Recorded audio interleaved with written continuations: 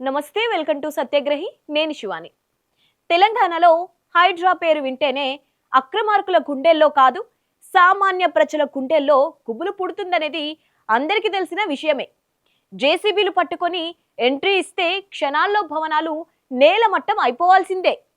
ఎవరికైనా కొంచెం అడ్డొస్తే చాలు హైడ్రా దూకుడు చూసి జనాలు బెంబేలెత్తుతున్నారు. కానీ ఇప్పుడు అదే హైడ్రా దూకుడుకు తెలంగాణ హైకోర్టు గట్టిగా బ్రేకులు వేసింది. ఏకంగా హైడ్రా కమిషనర్ ఏవి రంగనాథ్ ను ఉద్దేశించి హైకోర్టు ధర్మాసనం చేసిన వ్యాఖ్యలు ఇప్పుడు రాష్ట్ర వ్యాప్తంగా నయా సంచలనంగా మారాయి. అసలు హైకోర్టు జడ్జ్ హైడ్రాను ఎందుకంత సీరియస్ గా తప్పుపట్టారు? ఆయనే ఒక చట్టమా అంటూ ఎందుకు మండిపడ్డారు? ఆ పూర్తి విశ్లేషణ ఏంటో ఈ వీడియోలో తెలుసుకుందాం. స్కిప్ చేయకుండా చివరిదాకా వాచ్ చేయండి.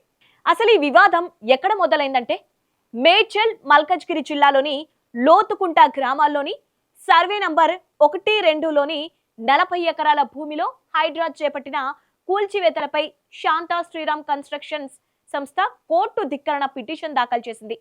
ఈ కేసు విచారణ సందర్భంగా జస్టిస్ జూకంటి అనిల్ కుమార్ హైడ్రా తీరుపై తీవ్ర ఆగ్రహం వ్యక్తం చేశారు. ఒకే కేసులో ఏకంగా 3 కోర్టు ధిక్కరణ పిటిషన్లు దాఖలైన హైకోర్టు ఉత్తర్వులు జారీ చేసిన హైడ్రా పట్టించుకోకపోవడాన్ని న్యాయమూర్తి తీవ్రంగా తప్పుపట్టారు. శుక్రవారం దాఖలు చేసిన అఫిడవిట్ లో కనీసం ఒక్కసారైనా క్షమాపణ కోరుకోకపోవడం ఏంటని నిలదీశారు. సాధారణంగా కోర్టు ధిక్కరణ కేసులో బేషరతు క్షమాపణ చెప్పడం పరిపాటి అని, కానీ హైడ్రా మాత్రం తాము చట్టాలకు అతీతులమన్నట్టుగా వ్యవహరిస్తోందని ఘాటుగా ఆక్షేపించారు.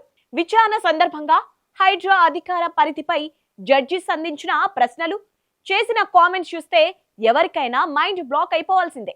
రెవెన్యూ శాఖ, ఇరిగేషన్ శాఖ ఇలా ప్రతి ఒక్కరూ తమ పనులు వదిలేసి హైడ్రా చీఫ్ దగ్గరికే వెళ్తున్నారు. ఎందుకు? అసలు ఆ శాఖల కోరలు పీకేశారా అని నిలదీశారు. చివరికి పోలీసులు సైతం హైడ్రాను ఆశ్రయించే దుస్థితి ఎందుకు వచ్చింది? ఈ పరిస్థితిని ఎవరు కల్పించారు అని ప్రశ్నించారు. ప్రభుత్వ చట్టాలతో పని లేకుండా అన్ని హైడ్రానే చేస్తుంది అనుకుంటే మిగిలిన ప్రభుత్వ శాఖలన్నిటినీ, ఆయా చట్టాలను రద్దు చేసి కేవలం హైడ్రాయే ఒక చట్టంగా మార్చి ప్రకటిస్తే సరిపోతుంది కదా అని సెటైర్లు పేల్చారు. ఒక ప్రభుత్వ జీవోతో ఏర్పాటైన సంస్థ చట్టబద్ధంగా ఏర్పాటైన రెవెన్యూ, ఇరిగేషన్ వంటి కీలక శాఖల అధికారులను బైపాస్ చేసి పెత్తనం చలాయిస్తుంటే చూస్తూ ఊరుకోలేమని హెచ్చరించారు.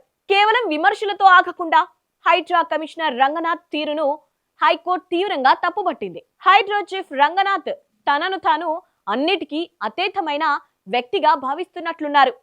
చట్టం, న్యాయం తనకు వర్తించవు అనుకున్నట్లుగా ఆయన వ్యవహారం ఉంది అంటూ మండిపడ్డారు. సంబంధం లేని ప్రైవేట్ భూముల్లోకి, గుర్తింపు లేని సంస్థల లెటర్ల ఆధారంగా హైడ్రా చీఫ్ ఎందుకు ప్రవేశిస్తున్నారని నిలదీశారు. రేపు రాత్రికి రాత్రే హైడ్రా అధికారులు మీ ఇండ్లకు వచ్చి కూల్చేస్తామంటే ప్రజలు ఏం చేస్తారు అని ప్రశ్నించారు. ఈ నేపథ్యంలో ఈ నెల 27న జరిగే తదుపరి విచారణకు హైడ్రా కమిషనర్ రంగనాథ్ వ్యక్తిగతంగా న్యాయస్థానం ఎదుట హాజరు కావాల్సిందే అని స్పష్టమైన ఆదేశాలు జారీ చేశారు. ఒకవేళ ఆయన హాజరు కాని పక్షంలో తీవ్ర పరిణామాలు ఎదుర్కోవాల్సి వస్తుందని, అవసరమైతే కస్టడీకి తీసుకోవాలని ఏజీకి చెబుతామని హెచ్చరించడం సంచలనంగా మారింది.